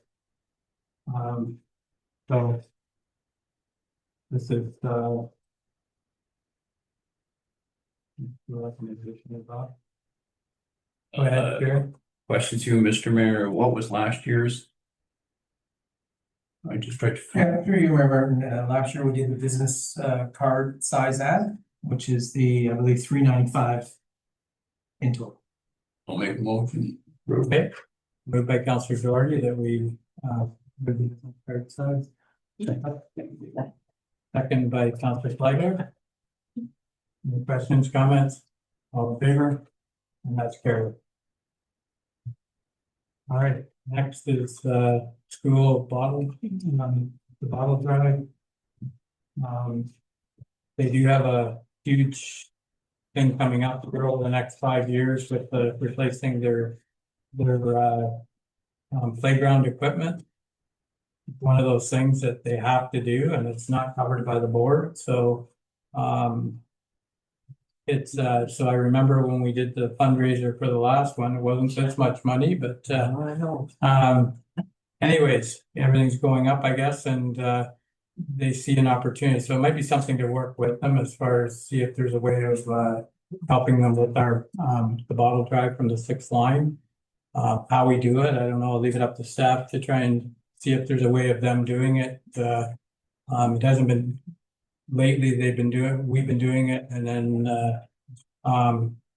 giving it out. So even if there was a way of, if we do it a couple times a year and even if we just split it at the end of the year, there might be an opportunity to help the school council for the future. They had a great fundraiser with Tim Hortons. Normally those fundraisers, they figure on $8,000 to $10,000 for the cookies, and they brought in 16,000. So a lot of cookies sold in Havelock. So they can, and they're going to be Tim Hortons will be sponsoring in the future. So so they're looking for any help they can get, and it might be something for us to work with them to see if how we could help. This isn't going to really commit us to anything as much as that we would just be willing to work with them. Yeah. Through you, Mayor Martin. So currently the deposit return program is being managed internally by Public Works staff. So they're doing all the collecting and organizing and returning the cans and bottles for the refunds. The school council was unable to obtain insurance when they applied for it roughly a year ago. At that time, the funds were gathered and provided to the school council. So they're unable to do that part of it. They could potentially pick up the bottles and cans and return them. They could potentially do that piece, but they're not able to go in and sort. They just can't get the insurance. So if council wishes to leave it the way it is and staff will manage it, and you could certainly allocate the funds as you wish. So that might be something to come forward. I was saying to Bob, that there is a cost to it. So should we be looking at taking like a little bit of a percentage to help us with the cost of sorting? So Sorry. Yeah. So you need insurance to volunteer now? Oh, yeah. Yeah. No, I know, and I know it's being facetious in a way, but it's getting a little bit ridiculous here in terms of people, how are these groups supposed to raise money if every fundraising scheme they go to do, they need to put out as much insurance money as they're gonna raise in the fundraiser, right? Like some of this has to stop at some point. Sorry. Yeah, through you, Mayor Martin. So the deposit return program in its program does have a stipulation for insurance to cover volunteers in case of injury. Understood. Okay. Yep, Councilor Doherty, go ahead. I just, the second paragraph of the letter, we understand that there may be other community groups that have received these. I'm not sure exactly what that means. Perhaps our member at the school board could tell us, is that suggesting we're putting the funds somewhere else and it should go to them? I'm just a little concerned, and I haven't read what their plan is. I think that refers to like, who did we give it to? This, like the school or the hockey did it the 1 year. Yes. So I think that's what they're talking about, is others have benefited. What relevance does that have to the raising equipment for them, I guess? It's just a question, that's all. I guess the second thing is, what is their plan? Do they have a 5 or 7 year program? And are they expecting, like, we're going to have to raise the 175 collectively, like to HPM, or is half of it, or what is their goal of reaching thing? Or has there been any discussion at the school meetings? I don't know. This is the first time we've seen it, and now we are at 175,000 deep. So yeah, so what came forward at the last meeting was that it's going to be 175. It's actually, there's another piece to it. It could be 184,000, and they have the next. So the equipment's got to be replaced within the next 5 to 8 years. So this is a part of their plan that over the next 5 to 8 years, they got to raise money. And this would be a piece that would help them if they could every year put a little bit away. Same as the Tim Hortons has said that they would be a sponsor. So if they could get, say, 16,000 every year, by the end of the 5 to 8 years, they should have enough money to be able to buy this. They're doing fundraising too as a parent council, the same as we did when our kids were little. So it's getting a lot more expensive. But this came up, the price came at this last meeting last week or 2 weeks ago, that it was going to be 175 to 185,000. I think I know where you're coming from. I think the bigger issue here is kind of in middle of paragraph 1, where it says the cost of this project falls to school council, as the Ministry of Education funding is dedicated to fund learning. Yes. So I guess that means, I've heard this before, because they went after the school council funds to buy basketballs and footballs and all these other things. Parents were out raising money to buy footballs and stuff for the gyms over there. So to me, we should be, as a council, I suggest maybe we write a letter to the Ministry of Education and ask them why. As I said, we've got parents out doing baking fundraisers, all these other bottle drives and things like this, paying for things that, as far as I'm concerned, the Ministry of Education should be paying for it. They used to pay for it. When I went to school, they paid for that stuff. We weren't doing bottle drives on weekends to raise money to buy basketballs for the gym. But we just seem to put up with it. And as I said, we're sitting here running around, spinning plates, trying to raise money for all these things. I say we write a letter to the Ministry of Education, ask them why, we've got our school groups and stuff like this doing this. There should be money in the budget for this stuff. So that can be done on a separate motion. We can. I'll pay for that. Because, yeah. But I know. I'm not trying to, because these people, and they all do great work, but I'm tired of watching these people get, worked to the bone over little things like this, where, as I said, the ministry sits there and says, well, we only fund learning. Well, it's been that way though, like for 20 years. Well, they will cut gym classes then. Cut all, they don't have it in the school. No, but and they do. So we could do our part, like we could lobby on our part. I'm not disagreeing with you. I'm just saying, I remember doing this for my kids in 2023, I think, or 2003, I think they were saying that it was done the last time. It wasn't this much money either. It was, but the same thing, pizza parties, all that stuff to try and raise money for it. And then we had donations from the Lions. They helped, but I think they actually built the structure around it. So that'll come into it too. They're going to be looking for people to donate their work for it. So sorry about that. Through you, Mayor Martin. I think your idea is great because they seem to like the bottle drive. They said they had great success with the bottle drive when they did it. But you're saying that they didn't do it, that staff did it. Okay, that's fine. So I think going forward, maybe do what Jim has suggested, keep it bid for our staff and donate the rest to the school. It could also be used to donate to baseball. There are other sports groups in town, so they're also struggling, and minor hockey. So that could actually be used for sports. So I think it's a good thing. So that might be something to add to this, is come up with a policy, Bob.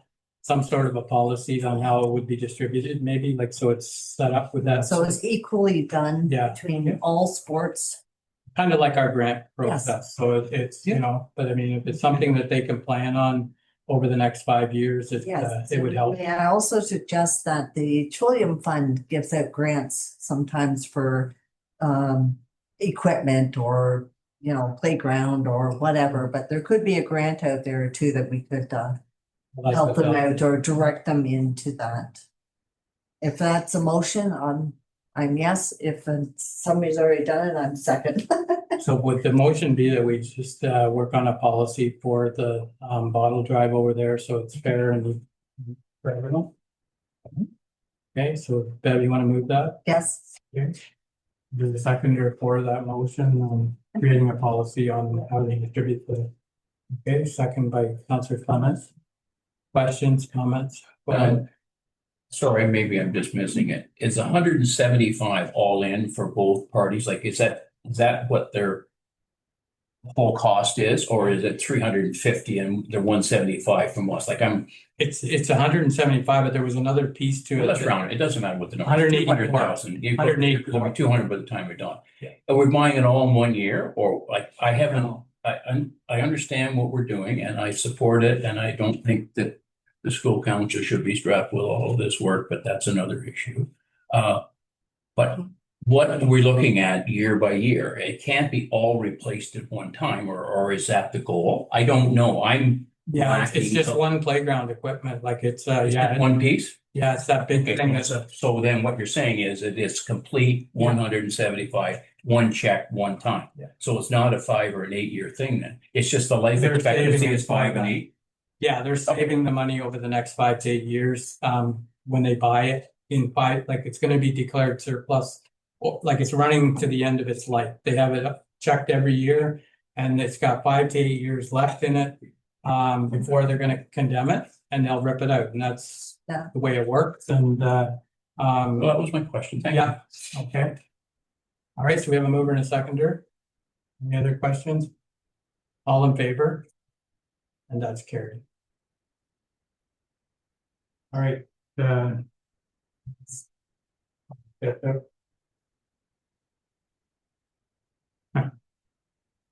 Behind it. So our correspondence here for information items, there's a few items listed there.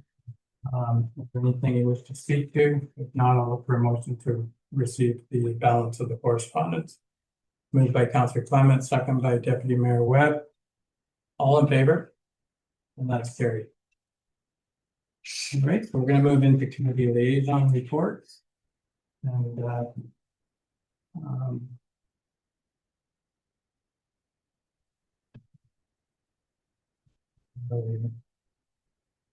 don't have any district. Yeah, the county council update. All right,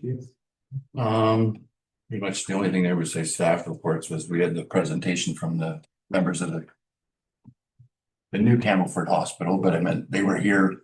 Pretty much the same presentation we got here at council about 2 months ago, so. I won't bore you with going through that again, so. Get your check. Yeah, pretty much. Pretty much. Okay, so that's all we had for liaison reports. So we'll move into other business. Mark, your fishing derby. Yeah, so 9th annual Havelock Fishing Derby this Saturday from 9 to 12. Looking forward to having everyone there. Hopefully the rain holds off. We're at about 50%. Stop laughing, Councillor Clement. So yeah, I hope everybody comes out, all the kids come out, have a good time. We got some surprises for some of the kids this weekend, and yeah, exactly. There will be food, barbecue on site as usual. Our volunteer fire department will be there, ready to cook hot dogs, hamburgers, and have drinks and treats for everybody. So I hope the weather turns out good and everybody comes out and has a good time. So, yeah. Not through you, Mayor Martin. One question about the fishing derby. Do you have to have a license? No. No, and that's for adults as well, or so nobody needs a fishing license to come and? The event is run as a 15 and under, so typically we encourage exactly, but if an adult's there with their kids. Oh, I know. We're not gonna get on them for fishing, but yeah, if 4 or 5 guys roll in, 40 or 50 years old, then we'll probably exactly ask them to go somewhere else. I'm a leap year baby, so I'm. So if you're 50 and under, it's free. It's free for everyone, yes. Free for everyone. Yeah, but well, not the food, but No, the fishing itself and. Okay, thank you. Yeah. Okay, the next item is the mural. Mural or baseball? That's after, well, you got a mural, the mural. Okay, so the mural.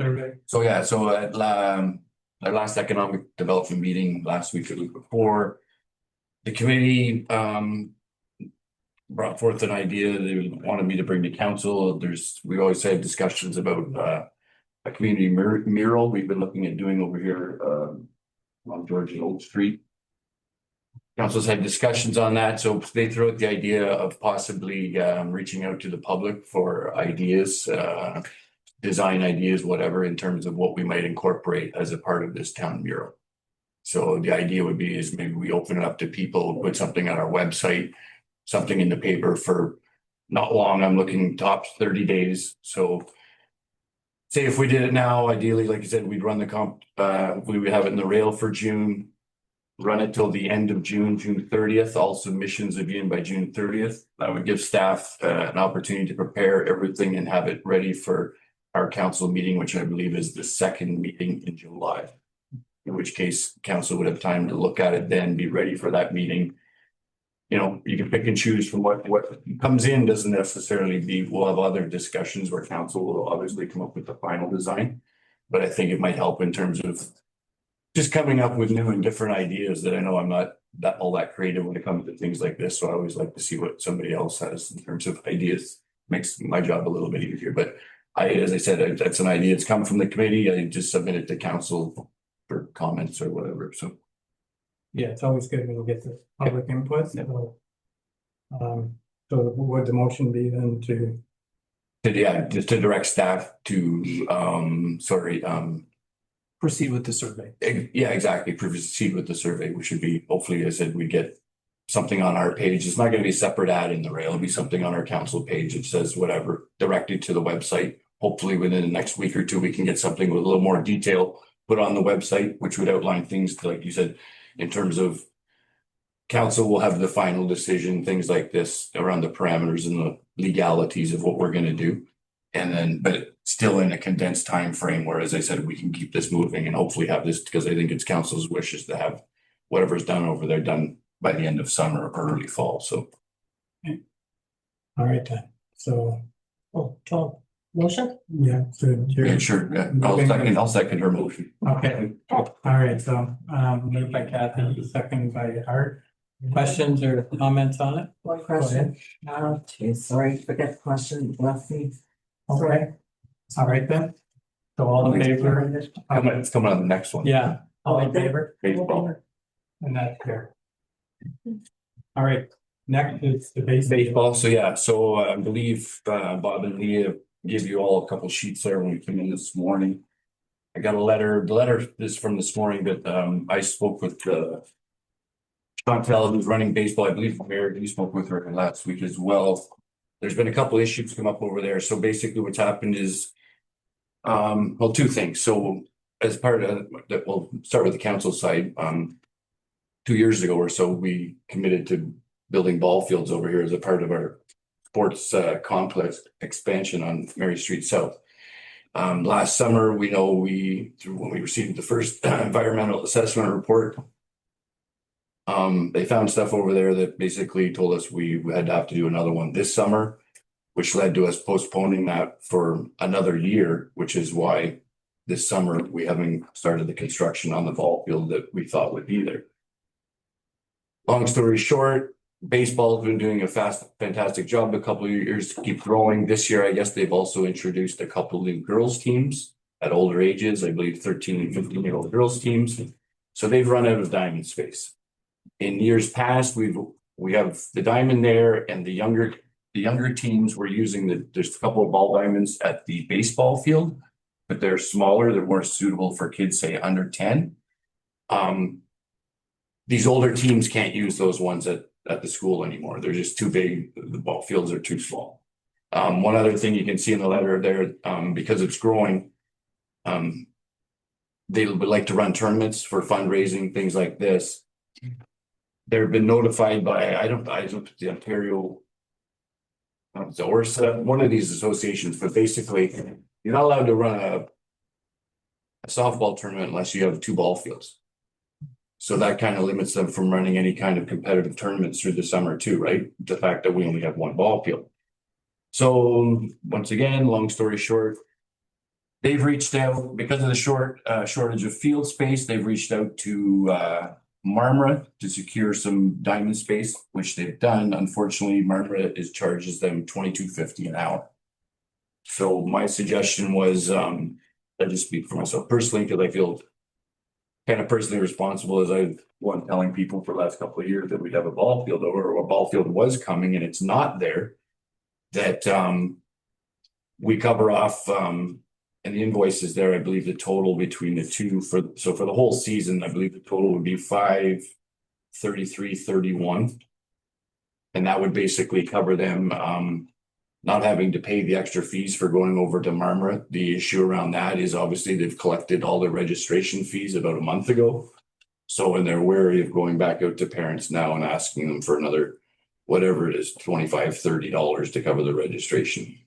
So, and all I was thinking was, as I said, as I thought maybe as a council, we hold some of the blame to this, why there's not a field there already yet. I know it's through no fault of our own in a way, but just to try and help everybody out, because things are still tough for a lot of people in our town. It's an easy way for us to cover off a small expense and keep all going in a good direction in our town. So just submit that to council. Okay. Councilor Connell. So through you remember, I've also been involved in part of this too. And it's less than $600 to keep these kids playing sports, so could we take it out of council initiative or somewhere? But I'll make the motion that we help them out. The motion is to help them out with I don't know what the best way is. Council initiative is probably the easiest way. Because with community funding, there is a 50-50 thing, and it'd be easier just to do council initiative, but so you're moving that. I'll just see if there's a seconder. I want to keep kids playing. See if there's a seconder for So, yeah, I'll second it. I'll just give she's got the invoices here, so I'll give the exact total. So it'd be 534.03. Okay. To baseball. And then mover and a seconder. So there's a question or comments? Yes, I have some concerns over the billing that she's brought us. Because the second page is the same day as the first page. And it is the same time. I can't really see, 6:30. On Wednesday thing, she rents it from 6:30 to, let me get it. 6:30 to 8. 6:30 to 8, that's Mhm. right. So that's an hour and a half, it's $22. So it's $15 an hour. And then if you flip the page over and you look at June 3rd, and she's got it again from 6 p.m. till 7:30. She's got 2 separate times, same day. So I am concerned with that. I understand that they need the field space. I don't know why they don't go to Norwood or combine. Anyway. I have questions on that, and I also would like to know just what their costs are every year, because she does put down how they have to buy these gears, catcher, bats, mitts, masks, all that stuff. But she never gives a price on anything. And is that a yearly thing, or is that you buy it once and it's good for 5 years? I don't know. You'd have to ask them, but that's There's a lot of typically we don't questions. ask our sports groups to itemize what they pay for stuff, but I guess we could always do that if Well, that's something you want. They're asking for money. We should be concerned. They're asking for what's field, going on here. asking for money for the field, which is what they've itemized. Yeah, which they gave us 2 though. Why are Well, they- no, and thank you for pointing that out, because I think what's happened is if you look at the dates on them, they're from 2 different dates. So what and I don't know, Bob, I think maybe we'll have to look into this. She sent one on May 14th, which only has 4 on here, Yeah, right? May 16th, but maybe the total actually is the 432. Just the 432, because that has those dates included in here, and this looks like it's the length of the full season. no, what it looks like she did is this is what we're gonna rent as $100. Oh, no, wait a minute, township's gonna pay. Oh, we'll put in the whole amount of $500. So I think for today, maybe you could would it be okay with the mover and seconder to make the motion up to, and that way we can clarify what that's gonna be. Just say up to 500 and go with that, but that would be a suggestion for the mover and seconder. Jerry? Question through Chair. Are we approving that in perpetuity, or are you putting parameters around it? Just for the 20, this season. 2060. That's not what your motion says. Sorry, Okay, no, that's why I'm asking, Okay, and so we what- want to say it 2026. because we're looking for a long-term solution. We're looking to get our baseball diamond, Jerry. Pardon me? We're waiting till we get our new baseball diamond. Well, I know, I'm saying let's do it year by year. So 2020. the motion would be to up to $500 for the 2026 season. So that clarifies the dates, right? And that'll be open to all the public sports out there. Well, they can make an application Okay, too. no, that's fine.